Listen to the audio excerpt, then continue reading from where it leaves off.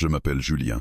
Et si vous travaillez dans un bureau moderne, climatisé, rempli d'écrans lumineux et de mots à la mode comme synergie, agilité et vision stratégique, vous avez déjà croisé quelqu'un comme moi, sans jamais vraiment le voir. Je suis technicien informatique, pas celui qui présente des slides, pas celui qu'on applaudit en réunion. Je suis celui qu'on appelle quand tout s'arrête, quand l'écran devient noir, quand le curseur refuse de bouger, quand le mot terreur apparaît en rouge, sec et définitif. À ce moment-là, je deviens indispensable, juste le temps de réparer, puis je redeviens ce que j'ai toujours été, invisible. Mon poste est installé près de la salle des serveurs, dans un espace étroit que peu de gens fréquentent volontairement. Le bourdonnement constant des machines y couvre les voix humaines. J'aime cet endroit. Les serveurs ne mentent pas. Ils fonctionnent ou ils tombent. Pas de faux semblants. Pas de jeu de pouvoir. Juste des lignes de code et des systèmes logiques. Chaque matin, je badge à 8h17. Toujours la même minute. Café noir, sans sucre, ordinateur allumé, liste des tickets à traiter. Mon Wi-Fi ne marche plus. J'ai perdu un fichier important. Mon ordinateur est trop lent. Je règle les problèmes vite. Bien. Sans bruit. Les gens me remercient poliment, parfois avec un sourire, parfois avec un « tu es un sauveur », mais presque personne ne retient mon prénom. Ils disent le gars de l'IT, comme s'il n'y en avait qu'un, comme si je pouvais être remplacé par n'importe qui. Je me suis longtemps dit que ça me convenait. Après tout, l'invisibilité protège. Elle évite les attentes, les déceptions, les questions. L'entreprise où je travaille est une agence de conseil numérique installée dans une tour de verre au cœur de la ville. Tout est transparent ici. Les murs, les salles de réunion, même les bureaux des managers. Une transparence qui donne l'illusion de l'ouverture, alors que chacun protège soigneusement son territoire. Et au sommet de cette organisation, il y a elle, Claire Morel, directrice de projet senior. 35 ans, peu, être 36. Une présence qui impose le silence sans jamais le demander. Elle parle peu, mais quand elle le fait, les conversations s'arrêtent d'elles-mêmes. Pas parce qu'elle élève la voix, parce qu'elle n'en a pas besoin. Je la vois tous les jours. Ou plutôt, je la remarque. Claire traverse l'open space avec une assurance calme. Talons discrets, démarche mesurée. Elle ne se presse jamais, comme si le temps s'adaptait naturellement à son rythme.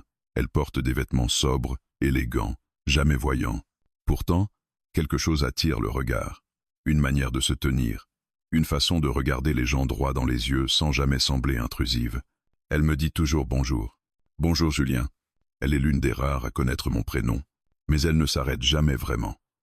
Ce n'est pas de l'indifférence, c'est une distance maîtrisée, une frontière invisible qu'elle trace autour d'elle avec une précision chirurgicale. Je ne me fais pas d'illusions, je ne suis pas ce type-là, je sais où est ma place. J'ai appris très tôt à ne pas confondre politesse et invitation. Je fais mon travail, elle fait le sien, deux trajectoires parallèles qui ne se croisent pas. Pourtant, il y a des détails insignifiants, presque ridicules, que mon esprit enregistre malgré moi. La façon dont elle retire sa veste quand elle pense être seule dans son bureau, le soupir discret qu'elle laisse échapper quand un projet devient trop lourd, le silence qu'elle garde parfois après m'avoir remercié, comme si elle hésitait à ajouter autre chose, puis se ravise. Rien de concret, rien de déplacé. Je me répète que j'imagine, que je projette, que l'esprit humain aime combler les vides. Ma vie en dehors du travail est simple, un appartement modeste, peu de meubles, des soirées calmes. Je rentre souvent tard, je mange devant mon écran, je lis, parfois je continue à travailler. Pas de grandes histoires, pas de chaos, une stabilité presque silencieuse. Et jusqu'ici, cela m'allait. Jusqu'à ce jeudi soir, il était presque 10 à 9 heures.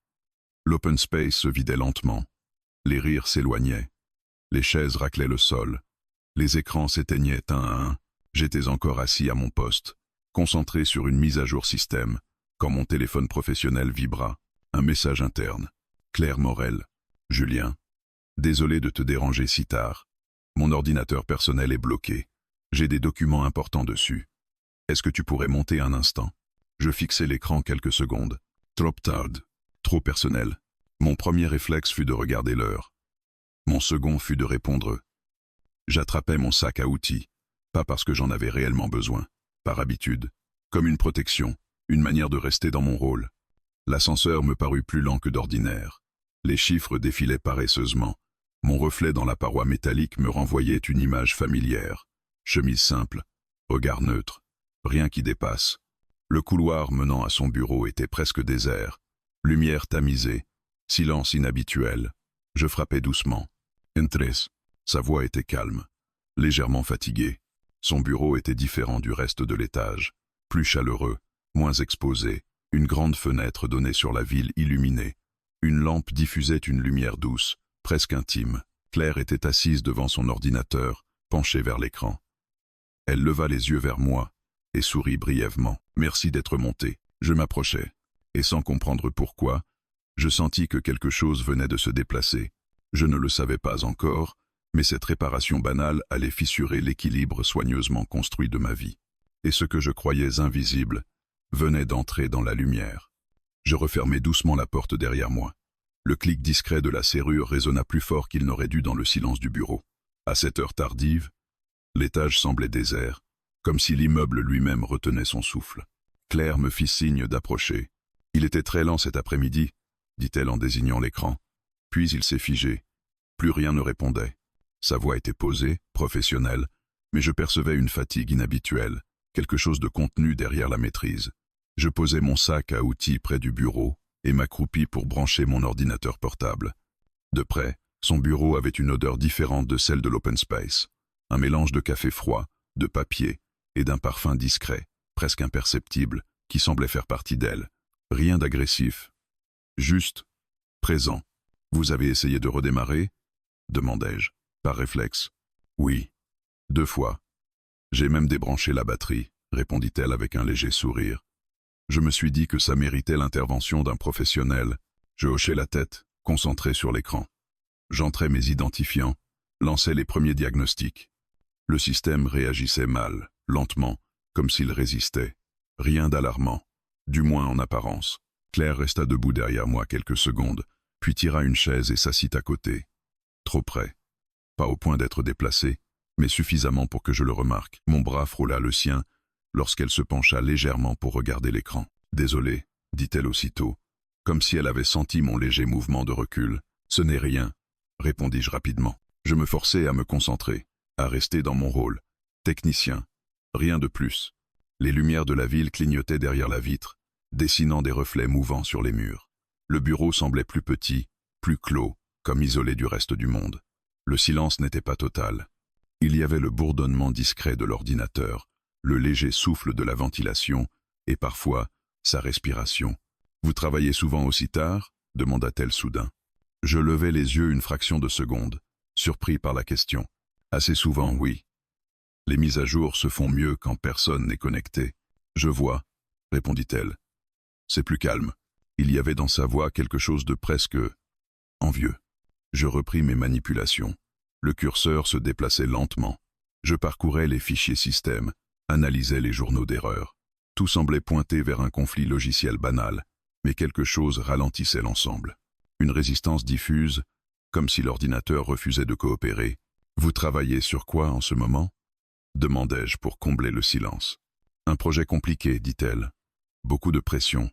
Des délais irréalistes, comme d'habitude. » Elle eut un léger rire sans joie. « J'imagine que vous êtes habitué, dis-je. »« Oui, mais ça ne veut pas dire que c'est facile. » Je sentis une nuance nouvelle dans sa réponse.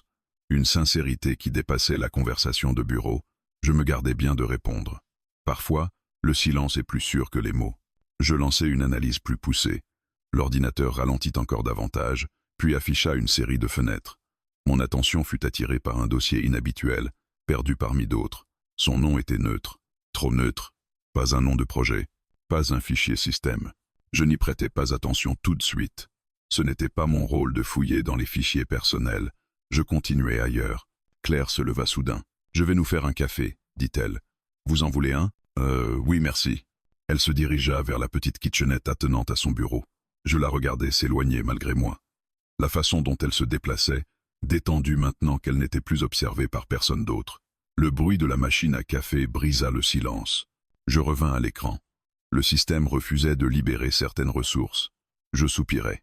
Puis, presque machinalement, je cliquai sur le dossier, repéré plus tôt. Pas par curiosité malsaine, par habitude professionnelle. Comprendre ce qui ralentit une machine fait partie de mon travail. le dossier s'ouvrit lentement. Je n'eus pas le temps de voir grand-chose. Juste assez pour comprendre que ce que je regardais n'était pas censé être là. Pas sous mes yeux, pas maintenant. Je refermai aussitôt. Mon cœur battait plus vite. Une chaleur me monta au visage. Je me sentis soudain intrus, comme si j'avais franchi une porte sans y être invité. « Voilà », dit Claire en revenant, me tendant une tasse. Je pris le café d'une main légèrement tremblante. « Merci ». Elle posa sa propre tasse sur le bureau, s'approcha de l'écran et pencha la tête. « Ça avance ?»« Oui. Enfin, je crois avoir identifié le problème, » répondis-je, plus sèchement que prévu. Elle me regarda, surprise. « Tout va bien ?»« Oui, désolé, juste un petit bug. » Elle resta silencieuse un instant, puis elle se redressa. « Vous êtes sûr ?» Je hochai la tête sans la regarder. « Oui. » Elle ne répondit pas. Elle se contenta de s'asseoir de nouveau à côté de moi. Plus près encore, je sentais la chaleur de son corps, son parfum. Chaque détail me semblait amplifié. Je fis défiler des lignes de code pour donner le change. L'écran reflétait vaguement nos silhouettes côte à côte. Deux personnes que tout séparait en apparence. Et pourtant, « Julien », dit-elle doucement. Je me figeai. « Oui, vous êtes très concentré. » Je forçai un sourire. « C'est mon travail. » Elle observa l'écran, puis moi. Son regard s'attarda. Un peu trop longtemps pour être anodin. Je sentis son attention peser sur moi, non comme une pression, mais comme une question silencieuse. « Vous savez, » dit-elle après un moment, « les gens pensent souvent que je suis inaccessible. » Je tournai la tête vers elle, surpris. « Je ne sais pas. Ce n'est pas une critique, » poursuivit-elle. « Juste un constat. Il me parle comme à une fonction, pas comme à une personne. » Il y avait dans sa voix une pointe de lassitude que je ne lui connaissais pas. « Ça ne doit pas être simple, » dis-je prudemment. Elle sourit faiblement. « Non, mais on s'y fait. » Un silence retomba, différent des précédents, plus chargé, plus dense.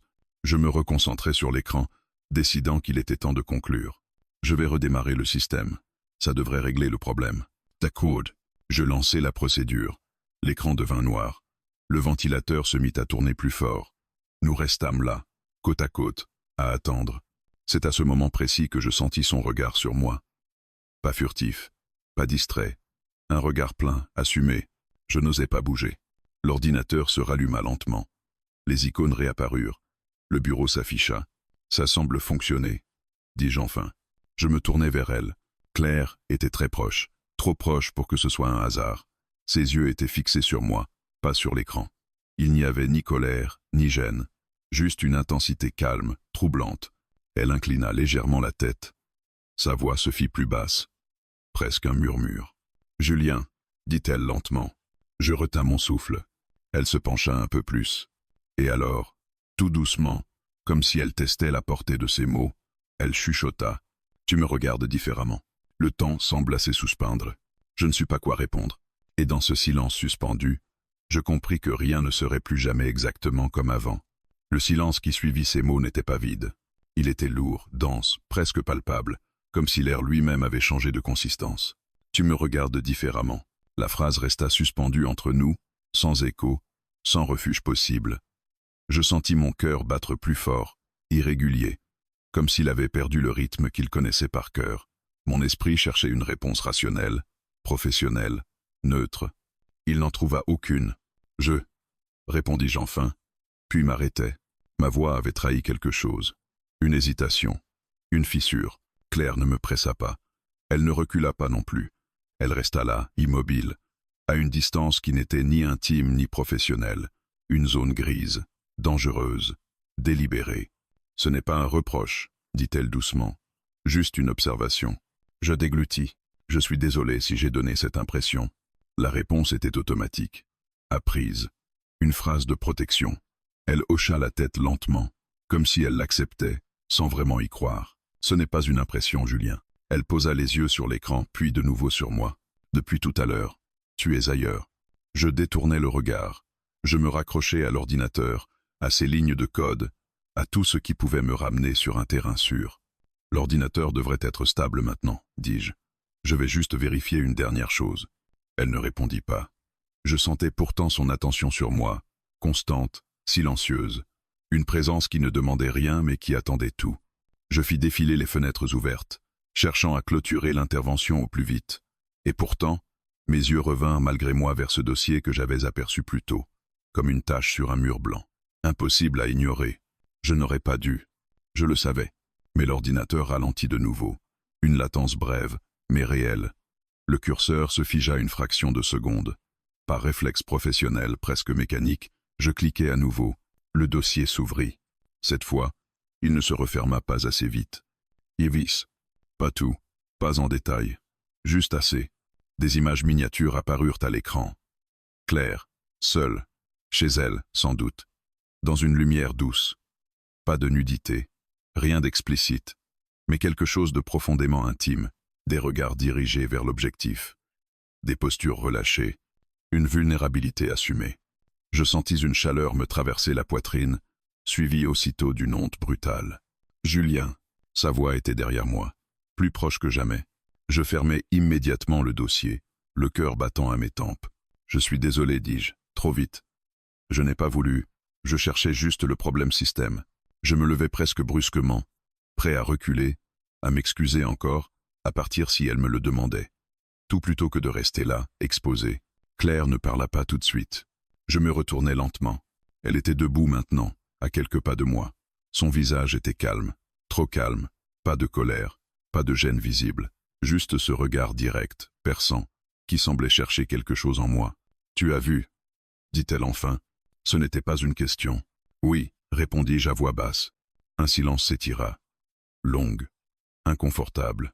Chaque seconde semblait peser plus lourd que la précédente. « Est-ce que tu as fouillé ?» demanda-t-elle. « Non, jamais. Je vous le jure. » Elle soutint mon regard. Je sentais qu'elle évaluait ma réponse, non pas sur les mots, mais sur quelque chose de plus profond. Une intention, une vérité. « Je te crois, » dit-elle finalement. Je laissai échapper un souffle que je ne savais pas retenir. « Ce dossier, » reprit-elle, puis s'interrompit. Elle se détourna légèrement, comme si elle cherchait ses mots. Quand elle se tourna de nouveau vers moi, quelque chose avait changé. Une barrière s'était abaissée, légèrement, juste assez pour laisser passer autre chose. « Ce ne sont pas des photos que je montre, » dit-elle. « À personne. » Je ne répondis pas. Je n'en avais pas le droit. « Tu aurais pu détourner les yeux, » continua-t-elle. « Faire comme si de rien n'était. J'ai essayé, » dis-je honnêtement. Elle esquissa un sourire presque imperceptible. « Je sais. » Elle fit quelques pas, lentement, jusqu'à la fenêtre. La ville s'étendait derrière elle, lumineuse, indifférente.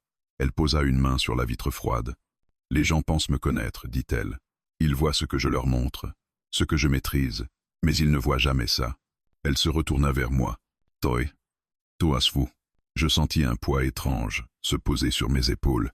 Pas une accusation, une responsabilité. « Je n'en parlerai à personne, » dis-je. « Ce n'est pas ce que je crains, » répondit-elle doucement. Elle s'approcha de nouveau. Cette fois, il n'y avait plus d'ambiguïté. Elle se tenait à une distance dangereusement proche. Je pouvais sentir la chaleur de son corps, son parfum, une odeur subtile, presque familière maintenant. « Ce que je veux savoir, Julien, c'est ce que tu en penses. » Je restais figé. De moi, ses yeux cherchaient les miens. Il n'y avait pas de défi, pas de provocation, juste une attente sincère, presque fragile. « Je pense que vous êtes humaine, » dis-je enfin. Elle cligna des yeux, surprise. Ce n'est pas la réponse la plus courante, c'est la seule honnête. Un silence suivit, différent des autres, moins tendu, plus chargé de sens. « Tu sais, » dit-elle, « beaucoup de gens confondent pouvoir et contrôle. Ils pensent que parce que je décide, je ne doute pas. » Elle sourit tristement. « Ils se trompent. » Je sentis quelque chose se déplacer entre nous. Un équilibre nouveau, instable. « Je ne voulais pas que tu me vois comme ça, » ajouta-t-elle. Mais maintenant que c'est fait, elle s'interrompit. Son regard glissa vers l'ordinateur, puis revint à moi. « Maintenant, il faut décider quoi faire. »« Décider de quoi ?» demandai-je. « De la suite. » Le mot résonna plus fort que nécessaire. « Tu pourrais partir, » dit-elle. « Faire comme si cette soirée n'avait jamais existé. » Elle s'approcha encore d'un pas. « Ou tu pourrais rester, et accepter que ce que tu as vu change quelque chose. » Je sentis ma gorge se serrer. « Et vous ?» demandai-je. Elle me regarda longuement avant de répondre. « Moi, j'ai déjà franchi une limite en te laissant voir. » Elle leva une main, hésita, puis la laissa retomber. « Je veux savoir si tu sais gérer ça. » Je compris alors. Ce n'était pas une séduction, ce n'était pas un piège. C'était un test silencieux, profond, presque cruel. Je ne vous ferai pas défaut, dis-je simplement. Elle me fixa encore quelques secondes. Puis, lentement, elle sourit. Un sourire différent de ceux qu'elle affichait en réunion, plus vrai, plus nu. Bien.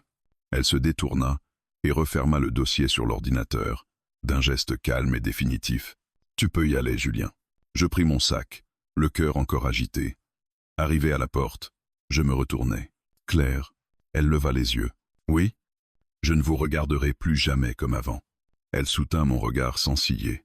C'était déjà le cas, répondit-elle doucement. Je sortis du bureau avec la sensation étrange de laisser derrière moi une version de ma vie. Et je compris, en descendant l'escalier, que ce que j'avais vu sur cet écran n'était rien comparé à ce qui venait de s'ouvrir entre nous. Un territoire incertain, dangereux, irrésistible. Les jours qui suivirent cette soirée ne laissèrent aucune trace visible. En surface, tout semblait identique. Les mêmes badges à l'entrée, les mêmes écrans allumés, les mêmes réunions planifiées.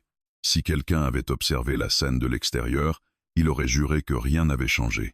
Et pourtant, dès le lendemain matin, je sentis la différence. Pas dans ce qu'elle disait, mais dans ce qu'elle ne disait plus. Claire me salua comme d'habitude en passant près de mon poste. Bonjour Julien. Même ton, même sourire professionnel. Mais son regard s'attarda une fraction de seconde de plus que d'ordinaire. Suffisamment pour que je le remarque. Pas assez pour que ce soit explicite. Je répondis calmement. Je fis mon travail. Je ne cherchais pas à provoquer, ni à fuir. C'était ça, le jeu silencieux. Elle ne mentionna jamais la soirée. Pas une allusion, pas un mot. Comme si le dossier, les images, la conversation, tout cela avait été rangé dans un tiroir invisible. Mais je savais, elle savait que je savais. Et cette conscience partagée planait entre nous, discrète, constante. Le premier changement fut professionnel. 2 jours après, je reçus un mail de sa part. Julien, j'aurai besoin de toi sur le projet Atlas. Accès complet aux serveurs et aux environnements de test. Dis-moi si tu vois des failles. Le projet Atlas était sensible, très sensible, habituellement réservé aux profils seniors, à ceux qui avaient déjà prouvé leur loyauté autant que leurs compétences. Je restai un moment devant l'écran. Ce n'était pas une récompense, ce n'était pas une sanction, c'était une épreuve. J'acceptais sans poser de questions. Les jours suivants furent intenses. Les accès se multiplièrent, les responsabilités aussi. Je travaillais plus tard, je prenais des décisions, je signais des validations que je n'avais jamais signées auparavant. Claire passait parfois derrière moi, silencieuse, observatrice. « Tout va bien ici ?» demandait-elle. « Oui. »« Tu es sûr ?»« Oui. » Elle hochait la tête et repartait. Aucun compliment, aucun reproche. Juste cette pression calme, méthodique. Elle ne me poussait pas. Elle me laissait avancer seule, tout en observant chaque pas. Le deuxième changement fut plus subtil. Elle commença à me demander mon avis. Pas sur la technique, sur les choses autour. Tu penses que cette équipe est prête? Ce planning est réaliste. Selon toi, si tu étais à ma place, tu ferais quoi? Des questions simples, en apparence. Mais je savais ce qu'elles signifiaient. Elles testaient ma manière de penser, ma façon de voir le monde, ma capacité à ne pas me cacher derrière des réponses prudentes. Je répondais honnêtement, sans flatter, sans chercher à plaire, et elle écoutait. Un soir, alors que l'open space se vidait, elle s'arrêta près de mon bureau. Tout n'est pas space, j'ai encore quelques vérifications à faire. Bien. Elle resta immobile un instant. Puis, tu tiens le rythme. Ce n'était pas un compliment, c'était un constat. Je levai les yeux vers elle. Elle me regardait avec cette même intensité calme, comme si elle évaluait quelque chose d'invisible. J'essaie, dis-je simplement. Elle sourit légèrement, puis s'éloigna. Les attentions discrètes commencèrent ensuite. Un café posé près de mon clavier, sans mots. Un dossier prioritaire retiré de ma pile, sans explication. Un regard appuyé lors d'une réunion, quand quelqu'un doutait de ma solution, et son silence qui valait approbation. Les autres commencèrent à remarquer. « Elle te fait confiance, toi », murmura un collègue un jour. Je haussai les épaules. Je fais juste mon travail. Mais au fond, je savais que ce n'était plus seulement ça. Je commençais à douter. Était-ce une récompense pour mon silence? Une compensation pour ce que j'avais vu? Ou un piège lentement refermé autour de moi? Je me posais ces questions tard le soir, chez moi, face à mon écran. Les lignes de code se mélangeaient à son regard, à sa voix, à cette phrase qu'elle avait prononcée si doucement. « Tu me regardes différemment. » Et peut-être avait-elle raison, mais moi aussi. Je sentais qu'elle me regardait autrement. plus comme une fonction, plus comme un outil, quelque chose de plus dangereux. Une semaine plus tard, elle me convoqua dans son bureau, en pleine journée cette fois, porte ouverte. Tout était normal. « Assieds-toi, Julien. » Elle posa un dossier devant moi. « J'ai besoin que tu prennes ça en main. » Seul, je parcourus rapidement les documents. Un audit complexe, des délais serrés, un risque réel. « Pourquoi moi ?» demandai-je sans lever les yeux. Elle ne répondit pas tout de suite. « Parce que tu n'as pas fui, » dit-elle enfin. Je relevai la tête. « Fui quoi ?» Elle me regarda longuement. La pression, le regard, la responsabilité. Elle se pencha légèrement en avant. Beaucoup de gens aiment être vus. Peu acceptent d'être mis à l'épreuve. Je compris. Ce n'était plus un jeu flou. C'était une sélection. « Si je refuse ?» demandai-je. « Tu peux, » répondit-elle calmement. « Et si j'échoue, alors j'assumerai. » Son ton ne laissait place à aucun doute. Elle me couvrait. Mais elle attendait aussi quelque chose en retour. « D'accord, » dis-je. Elle sourit. Un sourire bref, satisfait. Les jours suivants furent les plus éprouvants de ma carrière. Je travaillais sans relâche. Je doutais, je corrigeais, je recommençais. Les nuits étaient courtes, les journées longues, et à chaque étape, je sentais sa présence. Parfois derrière moi, parfois à distance. Toujours attentive. Elle ne m'aidait pas. Elle ne me sauvait pas. Elle regardait si je savais me sauver seul. Un soir, alors que je sortais tard, je la croisai dans le couloir. Elle aussi partait. Pour une fois, il n'y avait personne autour. « Tu es fatigué, » dit-elle. « Un peu. Tu pourrais ralentir. » « Je pourrais, oui. » Elle me fixa. « Mais tu n'y li feras pas. »« Non. » Elle sourit doucement. « Je commence à comprendre comment tu fonctionnes. »« Et vous ?» demandai-je. « Moi ? Pourquoi tout ça ?» Elle resta silencieuse quelques secondes. Puis, parce que je dois savoir sur qui je peux compter quand il n'y a plus de règles écrites. La phrase résonna longtemps après qu'elle se fût éloignée. Je compris alors que ce jeu silencieux n'avait rien d'un flirt, rien d'une manipulation facile. C'était une épreuve de caractère. Elle ne cherchait pas à me séduire, elle cherchait à me révéler. Et la question n'était plus de savoir ce que je ressentais pour elle, mais si j'étais prêt à aller jusqu'au bout, sans jamais perdre ce que j'étais. La vraie confrontation approchait, et je le savais. La proposition arriva sans emphase, pas de convocation officielle, pas de message formel, juste une phrase, dite comme on parlerait de la météo, à la fin d'une journée déjà trop longue. « Tu as encore un peu de temps ce soir ?» Nous étions seuls dans le couloir, près des ascenseurs. Les lumières automatiques s'éteignaient derrière nous par sections, comme si l'immeuble lui-même nous invitait à partir. « Oui, » répondis-je après une hésitation brève. Elle hocha la tête. « Bien, j'aimerais te parler. » En dehors du bureau. Ces 3 derniers mots changèrent tout. Je la suivis sans poser de questions. Nous descendîmes ensemble, sans parler, jusqu'au rez-de-chaussée. Dehors, la nuit était tombée, fraîche, calme. La ville semblait moins agressive à cette heure tardive, débarrassée de son agitation diurne. Nous marchâmes quelques minutes en silence. Elle avançait à son rythme habituel, sûr, mesuré. Je m'efforçais de calquer le mien sur le sien. Elle s'arrêta devant un café encore ouvert, discret, presque vide. Les lumières étaient basses. L'endroit respirait une intimité feutrée. « Ça te va ?» demanda-t-elle. « Oui. » Nous nous installâmes à une table près de la fenêtre. Elle commanda un thé, moi un café. Comme toujours, pendant un moment, aucun de nous ne parla. Le silence n'était plus tendu. Il était nécessaire, comme un sas, avant quelque chose d'important. « Je ne t'ai pas invité ici pour parler travail, » dit-elle enfin. Je hochai la tête. Je m'en doutais. Elle esquissa un sourire bref. « Je vais être direct, Julien. Ce que j'ai fait ces derniers jours, la pression, les responsabilités, les silences, ce n'était pas un hasard.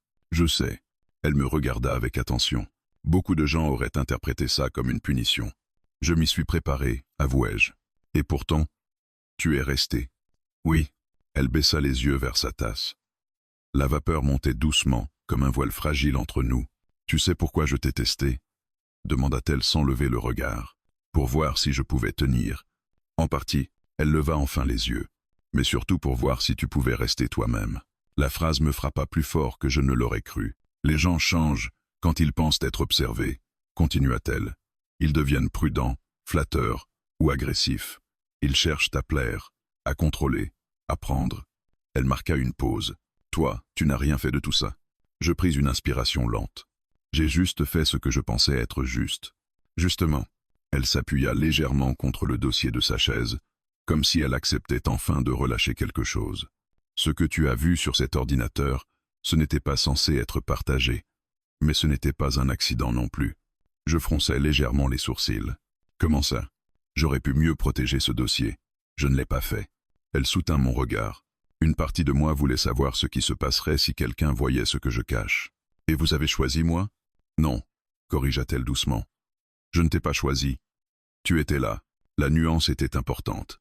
Quand tu as vu, reprit-elle, j'ai observé ta réaction. Pas sur le moment. Après. Dans les jours qui ont suivi. Ta façon de me parler, de travailler, de me regarder. Ou de ne pas le faire. Elle sourit légèrement. Tu n'as jamais essayé de tirer quoi que ce soit de cette situation. Ce n'était pas mon droit. C'est exactement ce que je voulais entendre. Un silence s'installa de nouveau. Mais il n'était plus chargé de tension. Il était empreint de compréhension. Claire, dis-je enfin, pourquoi est-ce si important pour vous? Elle détourna le regard vers la rue, où quelques passants pressaient le pas sous les lampadaires. Parce que je suis fatiguée, répondit-elle après un moment. Fatiguée d'être toujours celle qui contrôle, celle qui décide, celle qui ne peut jamais faillir. Elle se tourna de nouveau vers moi. Le contrôle, Julien, c'est une armure. Utile, mais lourde. Et parfois, on a envie de l'enlever. Juste un instant, pour voir ce qui se passe. Je compris alors. Ce n'était pas moi qu'elle testait. Pas seulement, elle se testait elle-même. Et moi, dans tout ça, demandai-je. Elle me regarda longuement avant de répondre. Toi, tu es celui qui n'a pas profité de l'instant où j'étais vulnérable. Ces mots me touchèrent plus profondément que je ne l'aurais cru. C'est pour ça que je te fais confiance. Je laissai échapper un souffle lent. Et maintenant, elle sourit. Un vrai sourire. Pas celui du bureau, pas celui de la maîtrise. Maintenant, je voulais être honnête. Te dire que rien de ce qui s'est passé n'était un jeu gratuit. Elle posa sa main sur la table, près de la mienne. Elle ne me touchait pas, pas encore, mais la proximité suffisait. Je ne te promets rien, Julien. Ni facilité, ni confort. Je ne les ai pas demandés. Elle acquiesça. Je le sais. Elle se leva doucement. On devrait y aller. Nous réglâmes nos consommations et sortîmes dans la nuit. L'air était plus froid, plus clair.